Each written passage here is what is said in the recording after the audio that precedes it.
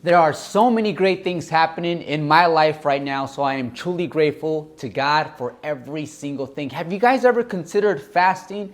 I started fasting today. This thing I was introduced to is called the Daniel fast, right? It's 21 days fasting. The most I've done when it comes to fasting was 7 days. And this was back when my mama was still here in a physical form, and we're trying to beat those cancerous cells by fasting and really washing away those crippled cells that were bad for you, those radicals in your body. So as business owners, I know how it feels to wake up and feel like I don't have a clear view of what I want to do. I don't have this plan laid out correctly. I don't know where to apply my energy and effort. So then you start stress eating and you're looking for things like, man, I haven't had my coffee, which means I can't function. So we make up all kinds of excuses not to do what we know we're supposed to do deep inside, right? We're fighting these demons.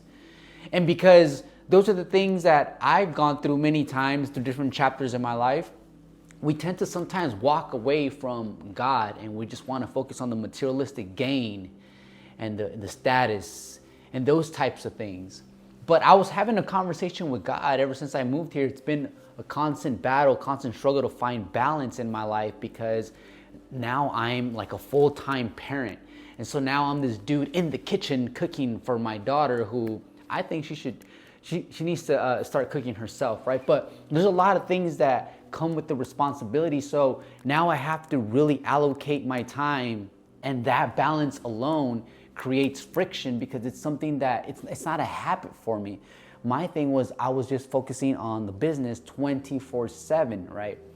So going back to the fasting, right? So I started talking to God at night. I'm thinking, God, like, help me calibrate, help me recalibrate, because I know what to do, but I just don't have that rhythm. I lost my tempo. I feel like I'm dancing with two left feet.